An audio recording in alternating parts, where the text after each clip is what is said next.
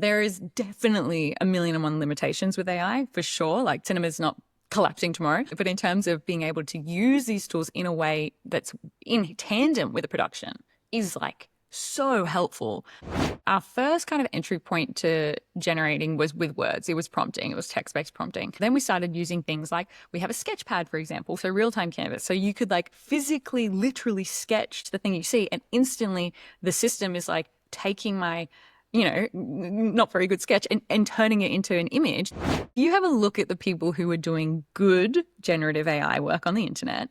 They are film directors of 20 years. They are ad agencies. They know how to tell a story. The craftsmanship is always the center. It is always the center. And it's like, okay, well then how do we get these tools that kind of help and back that up?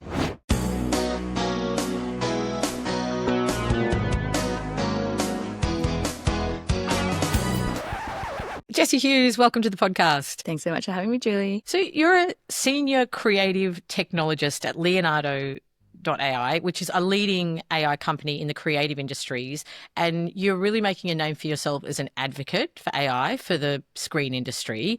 You found yourself in a very leading role at a very groundbreaking time. So I know that a lot of people have fears, concerns, questions, excitement. There's so many different emotions about AI. And what I really want to talk to you about today is what's the opportunity? What are the concerns? How do we use it? And what's really possible with this technology? Awesome. Yeah. Absolutely. I think that's what I'm just so excited about is leaning into what has been being able to become possible from tools like Gen AI. Like as someone who's worked in the creative industries for more than a decade, it's just like, oh my God, like it really does feel like a magic wand. Just to frame the conversation in a couple of ways, our industry has always been driven by technology since we went from having sound in pictures. And let's just acknowledge that there are some real issues that the world as well as our industry are working through with ethics, IP, environmental concerns. So I guess just to start this conversation, I want to say to listeners, we acknowledge those. We're not going to have that particular conversation today, but we are acknowledging that it is something that we're all working through. What we're going to talk about today is generative AI, because that is specifically something that our industry can use. To start big picture, Jessie, how do you actually use generative AI? I think everybody's first encounter was ChatGPT, changed the world overnight. At the beginning, I think it almost treated it like a search engine, right? It felt almost like Google in a way, where you were, asking it questions, getting its responses. And the difference between, say, something like traditional AI is incredible at patterns, about recognizing patterns. But generative AI is spectacular at creating new things based on things that it understands. Then 2023, like image gen kind of like did this just insane thing where we went from, giggling about too many fingers to all of a sudden having, photorealism and this high definition imagery, which is just like astounding. And now we're in 2025 where, oh my God, photoreal video with like correct world physics. Unbelievable. I watched a video of some spaghetti getting vacuumed up yesterday, and like the dynamic of the spaghetti moving correctly. And so I think when we talk about the screen industry specifically, the advancement is amazing for where we're kind of heading on what's going to be able to be possible. I get very, very excited about independent creators, also just honestly the Australian industry, because we are competing with international budgets, which are just like quadruple, bazoople, our own. But with these amazing tools and with these innovations that are coming through, I think our productions are going to be able to look and feel as if they have those giant big budgets behind them, which they necessarily don't. There is definitely a million and one limitations with AI, for sure. Like cinema's not collapsing tomorrow. But in terms of being able to use these tools in a way that's in tandem with a production is like so helpful. One of the things that does excite me about this technology is that it opens opportunities for new voices. That definitely feels like a great thing for me. So just the practical use, what we're talking about is putting in a written prompt, and the technology is able to, from that written prompt, create now moving video image. Yeah, that's one way. Our first kind of entry point to generating was with words. It was prompting. It was text-based prompting. And back in the day, the sequencing was important. You had to say the most important thing at the start and then the second thing. And it was like almost instructional. You were saying specifically what you were seeing. Can you give us an example of what that prompt read like and then how the prompts have changed? So, for example, a cinematic wide shot of a eerie gas stop at nighttime, lens flare, like with a blue color grade. So it's just specifically articulating what that image is. But then we started to get a bit more like, look, this isn't how people like to work. So then we started using things like we have a sketch pad, for example, so real-time canvas. So you could like physically, literally sketch the thing that you're seeing, and instantly the system is like taking my not very good sketch and turning it into an image. I can go get some of my work and show it my previous work and be like, I want it to be with this color grade so that it can fit in this sequence. I could train a model on my music video and say, this is the tone, this is the style, this is the color grade. And then all of a sudden it can continue making new scenes or new imagery based off my music video. I spoke to a director the other day who had trained a model based off a piece of content he'd made, and he was using it for pickup shots and like using it for like extending IP for like further like social media pickup. Like, just what's important about this is it's working in tandem and in collaboration with like the production already. These tools are just there to support and back. And, we've got everything from maybe set designers coming up and be like, hey, what about any of these? You've got, your costume team who's like, oh my God, what if we did this? What if we did this? And all of a sudden you've got 200 different variations, and a director can pick up with a pencil and circle, oh, I like the hat on that one. I like the tails of this one. How about we have this one? Like, so you're just working on a scale that previously wouldn't have been possible given timelines and budget. And so it just feels so much bigger, like more expansive with your options. Obviously, too many options is exhausting. And we talk about like time efficiency, but then you go spend a week looking at 400 images. Like, that's not very efficient. So it's a playing of where is the strengths, where is it helpful, and just finding practical use cases that make sense. Storyboarding was definitely one of like the big first cases for agencies. When you go into these pitches, you've got a storyboard that looks awesome, and then all of a sudden, bang, we can press a button and it can be a full, photorealistic thing. And then you go bang, add a character, and we have a model that's trained on my face, and all of a sudden I can be in the entire production. And then it's like, oh no, wait, actually, Julie, you've been cast in the role. Bang, we go, cast you in the series. And so the way of working is really, really fun when you think about like, our industry is about, firstly, begging people to give us money. So it's like, sell your vision. And if you've got tools that are going to be able to sell your vision in a way that's so much more, true to the project, like how awesome is that? Even proof of concept, like potentially you can make a short proof of concept as a director, putting in the ideal actors that you would want. I've also heard about makeup artists using it to go, here's a look for the actor, here's a look for the actor, here's a look for the actor, which one do you like? So yeah, there are many, many uses, right? It's such a big open frontier. We all have to learn some new skills here. I really encourage people to narrow in on their specific vertical or their niche or their skill set. If you're a makeup artist, if you're a set designer, if you're like you're going to be leaning into image gen tools. If you're a director or a cinematographer, you're probably going to be having to play with some video gen tools. If you are a screenwriter, for example, we have screenwriting software, Athelia. That's an Australian founded company, amazing, which helps you be able to sequence how your scenes work. There's also inbuilt producing software where it says okay, actually, if you put this scene in this location instead, you're going to save 20 grand that day. It's called artificial intelligence for a reason. It's trying to be more intelligent and more just clever in the way that we're solving human problems, and using your expertise is the benefit.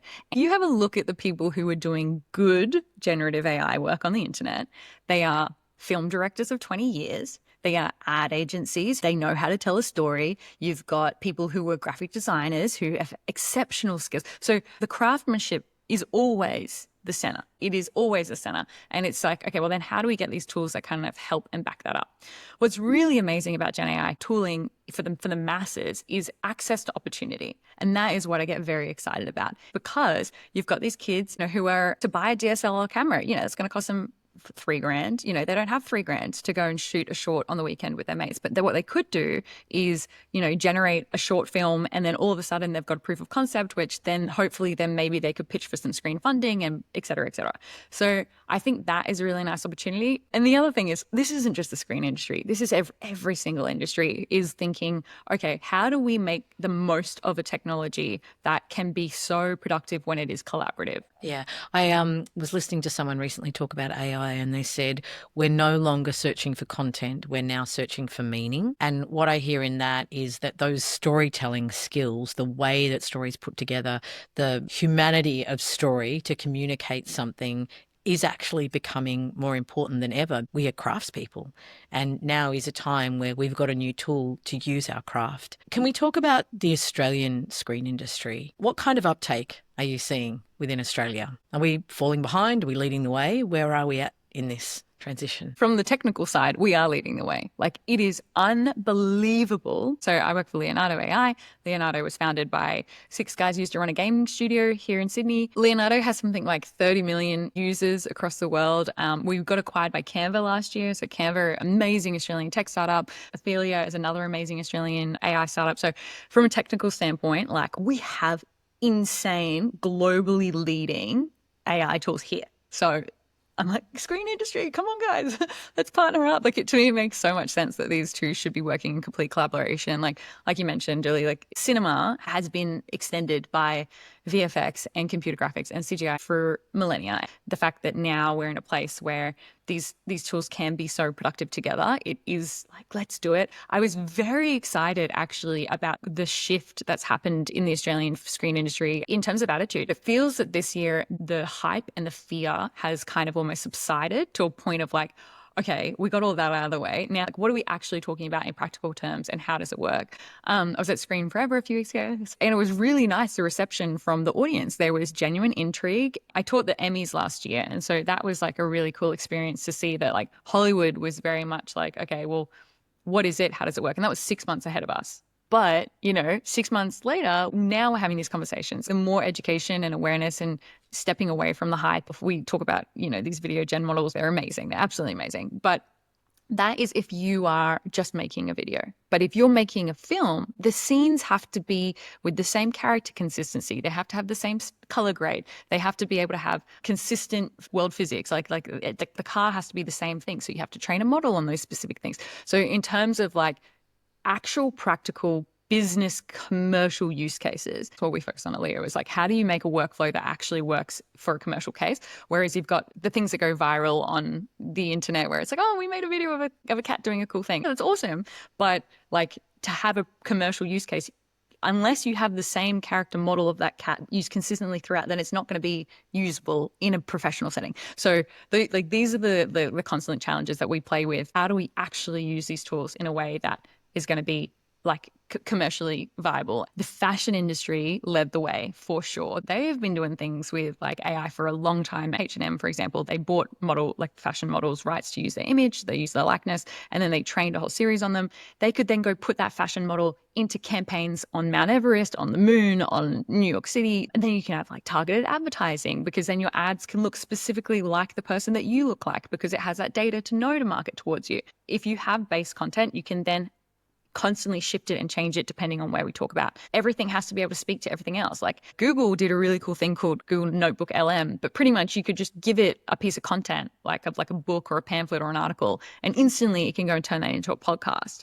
And so if I'm doing a TV show, I would give it my TV show script. I would be like, hey, can you write a podcast for that appeals to, you know, your 18 to 24-year-old demographic? That's just one piece of content. If you're an influencer, you can just train a thing on your likeness, and then all of a sudden you can go sell, you know, water bottles and ads and whatever you sell across TikTok. I think this is where a lot of people in our industry get caught, because that's really exciting on one level, how amazing, but also, you know, listeners, this is me. I am live. I am not AI. And I take great joy in doing this. Like, I don't want to be AI generated as a creator. And I imagine many people in our industry feel this way. Like, we don't want AI to do our podcast or, you know, write our book or whatever. We, you know, where's that fine line, I guess? And maybe that's something everyone has to work out. We don't want to put ourselves in a situation where we lose something that is really joyful for us, which is creativity, and it gets outsourced to a machine. What's the fine line there, Jessie?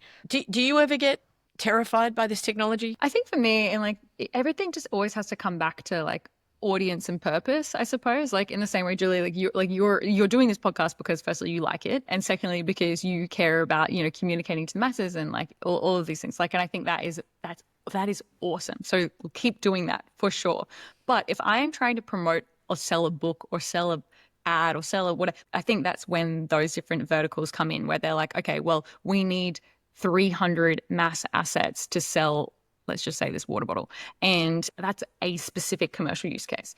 Cinema and screen and our magical industry is very different because we constantly are playing with the difference between story and beauty and creativity and narrative, but also then toying the line between commerce and audience and business models that finance this thing. But what I do think is very helpful is how we can tell those stories more successfully. Because if Julie, your podcast could be heard by 300,000 more people because all of a sudden you've AI'd it into Spanish, that to me is actually considered a much more successful, and your goal of getting the message out and about is enhanced because now you're able to reach more people and connect in a way that's you weren't able to before. And so those are the use cases that are important. Is the thing being improved by it? And if it's not being improved, don't touch it. But if it is being improved, then why would you not? I think we're going to start seeing it in the screen industry in the next probably like year or so. I think a lot of people are going to start making stuff. Like me and my friends are making some shorts at the moment. And it's been a really interesting experience because I've had these projects in my drawer for 5 years, right? All of a sudden, we can actually like bring this thing to life. Now I'm the screenwriter, so for me, I care the most about the story. I care about the story getting out there.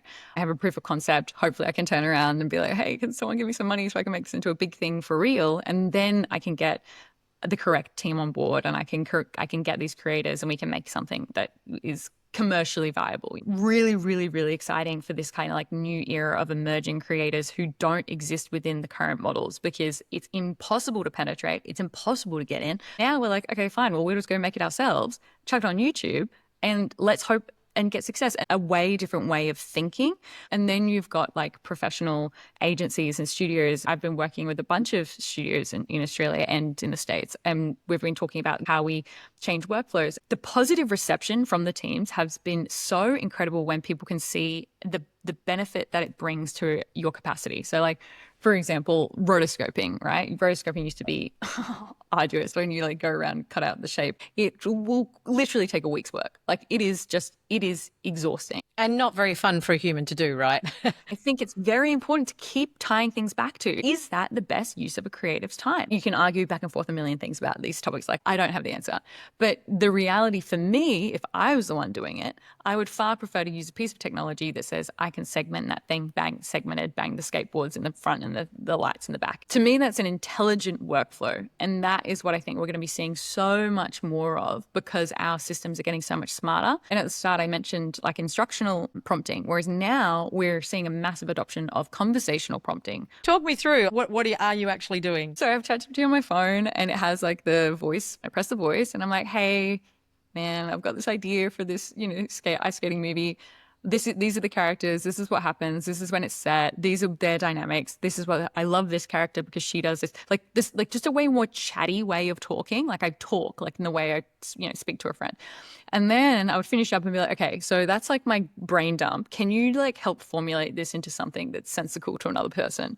And instantly it's like, great, here's a version of your log line. Here's a version of synopsis. Here's a version of the thing. I think these are your main stakes. And he'll ask me back. It's like, does this sound good to you? And we chat, and like having like a riffing board, it's a very interesting way of working because both it helps me crystallize my thinking because I'm chaotic in all my thoughts. It's able to take my big brain thinking and put it in a way that's can be communicated clearly to others, which a lot of the time is what I find the hardest part. If you don't have the luxury of a writer's room, you don't have the luxury of having a co-collaborator right now. This is kind of like a way to get ideas out and about It's like having a second brain. I'm a big pro. Some people aren't, but I I think a lot of people are using ChatGPT in that way too. Like, oh, can you help me with this? I'm thinking about this. And there's a partnership element to it, a conversation back and forth. Just to pick on something you said earlier, I think you were talking about it in a really interesting way, that there are levels of AI. Anyone can kind of go into Leo or any other platform that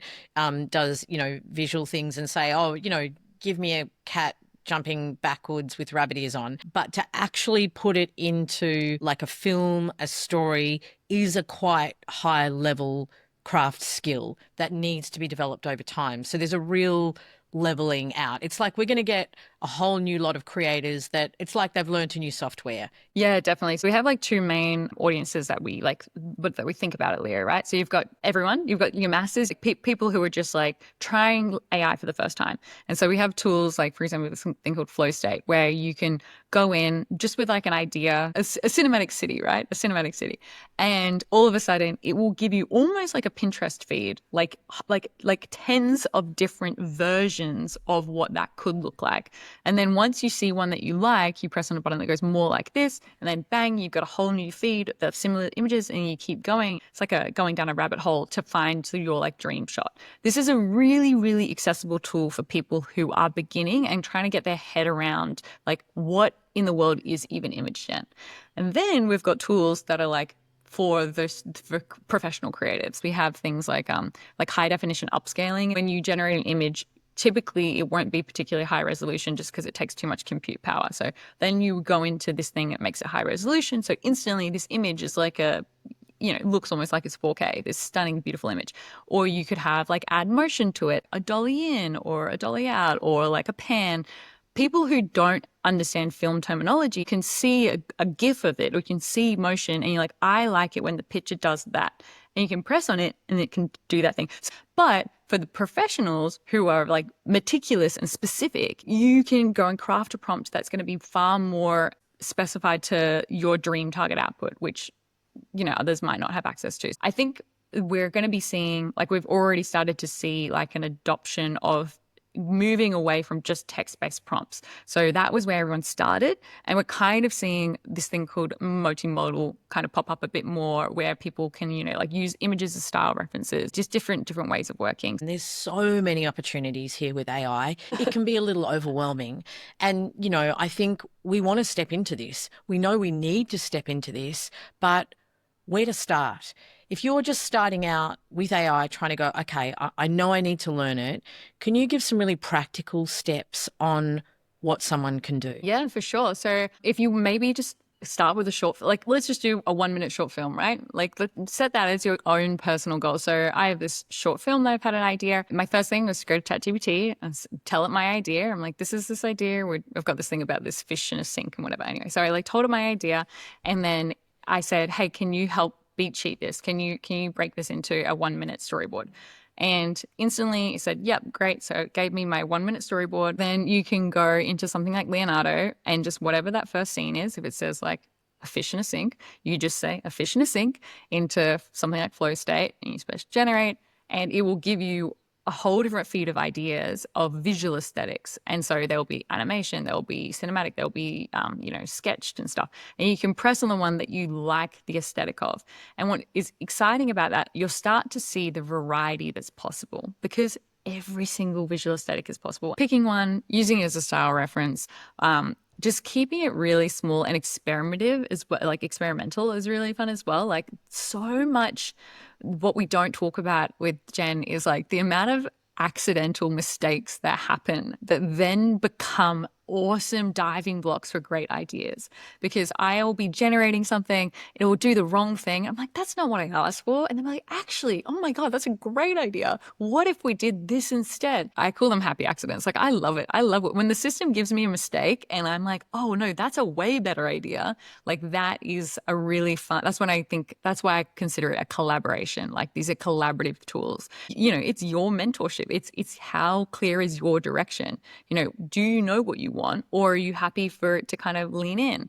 We have this like setting at Leo where you can set how high the creativity setting is. And that just means how specific do you want it to what you've asked for versus how open are you to leaning into the system's creativity. Because if you set that creativity to high, it will be like, okay, what about this? What about this? What about this? Which is fun for some use cases. Whereas for others, if I'm like, no, this is the exact logo that I want, stay true to my specific vision. So I consider it putting a projector into my brain. We work in a visual industry. Our entire occupation is based around what ends up on that screen.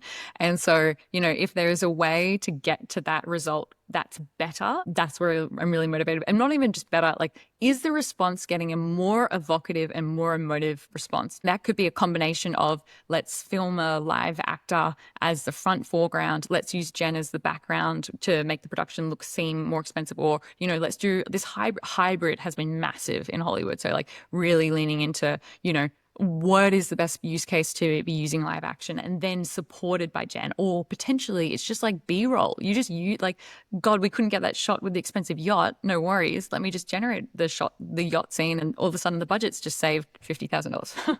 So the key takeaway here is to really just set yourself a challenge, start using the tools, and start learning what's possible. Like, it is here, it's part of our industry. So we need to find ways to work with that, or I guess choose not to. In terms of the bigger Australian industry, I know you've been doing some really exciting work internationally, helping screen industries embrace this technology. What can we do in Australia to increase our adoption, train ourselves in these skills, and make the most of this opportunity? There is such a hunger, like a genuine hunger for training. I have a few tutorials online, which are just like, I'm sure we can add them in the notes of like how to do tutorials of making things. I think the bigger message to me then is to, like, the bodies, like screen bodies, and, to say, well, why aren't we running trainings? Why aren't we running initiatives? Because there is such a hunger. I want us to be able to train a body of leaders to then go and train more people to then carry the industry forward. The development speed with video, I thought we had another 6 months, but it really is just like astounding what has been released very recently. We've brought video to platform on Leo as well. And it's just like, it's amazing. People are making short films, even feature films are now starting to be made entirely on the platform. This is where it's actually at. Yeah, Tribeca, and I'm pretty sure Sundance, and like all these, like they're inviting, like they're encouraging submissions to say, hey, let's, bring your stuff in. Initially the industry separated stuff. It was like, we had like AI film categories or like AI industry and stuff. The way I see AI kind of working is it's just like another integrated medium within the mix. Like, I think very, very, very shortly, those defined categories are no longer going to be there. AI within film is almost going to be a given rather than something that's called out. Is that what you're anticipating? Would you flag using CGI for a bee that spins around in a TV ad? Is little things like that. If you wouldn't flag it for basic VFX or basic CGI or basic, and also those industries have been using machine learning for eternity. The difference is Gen AI is a bit of a more advanced beast. I think we're going to get to a point where it doesn't matter. And everything has to come back to audience. And I think this is the other piece. Does the audience care how the thingy gets made? Just what is the goal? Like, and it depends on what that is. Because if your goal is, to be, the beauty of Wallace and Gromit, like that thing is meticulously handmade and magical and beautiful. But like, I went to uni with a guy, it took 8 years to make a 5-minute short film. It took him 8 years of his life to make that 5-minute short. And I'm like, is that good? Like, I'm sure there was a lot of learnings during that period, but also, like, could you imagine his career had he been able to get that short out within 6 months, and then he could have gone and worked for Disney? This is clearly bigger than any of us. I think our entire industry is going to be thinking, what does this look like? How do these things work? But I think just staying grounded with what is actually possible. In terms of greenlighting yourself, which is part of what we're talking about here, is that script in the drawer is worth nothing to you and nothing to your career. The other thing I think is really important,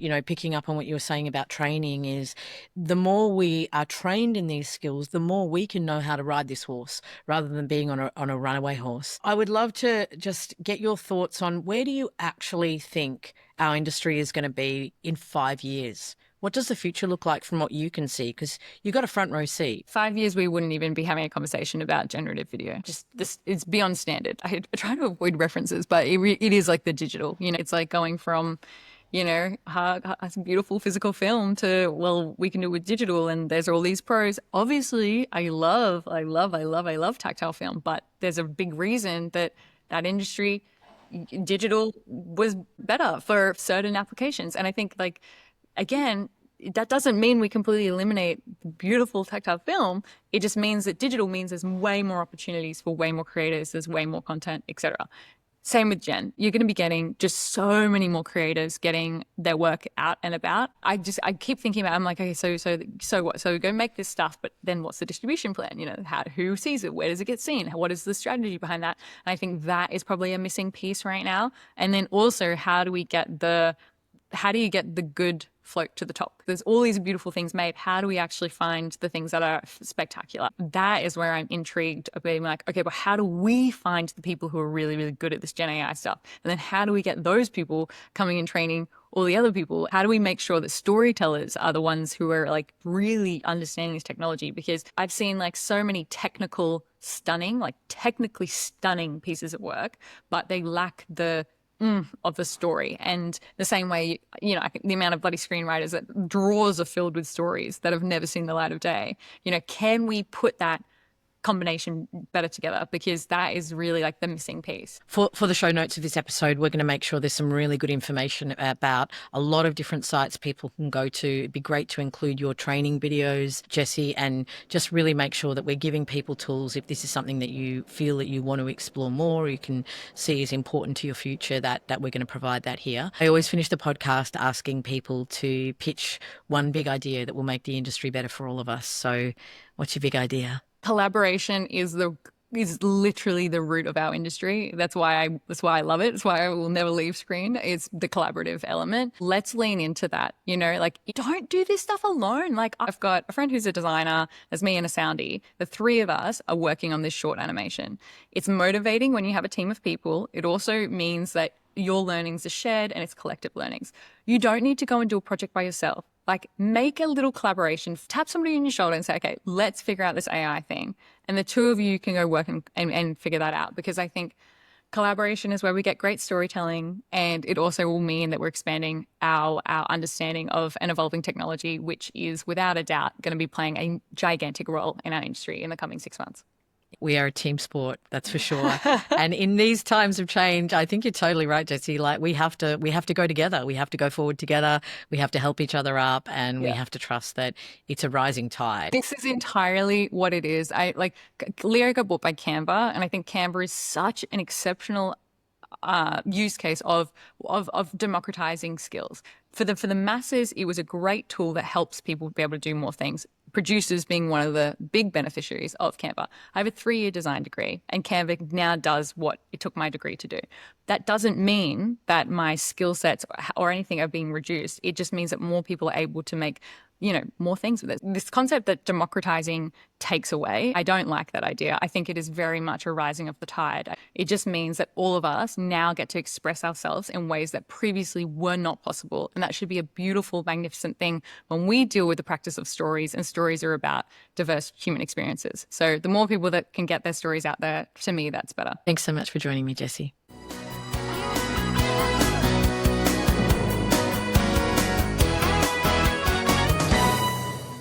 We Interrupt This broadcast is recorded on the unceded lands of the Bunurong people of the Kulin Nation and the Kaurna people of the Adelaide Plains, and we acknowledge them as the traditional custodians and first storytellers of these regions. Always was, always will be. We Interrupt This broadcast is hosted by Julie Eckersley and Kirsty Stark. This episode is brought to you by Expanding Media and Crew HQ.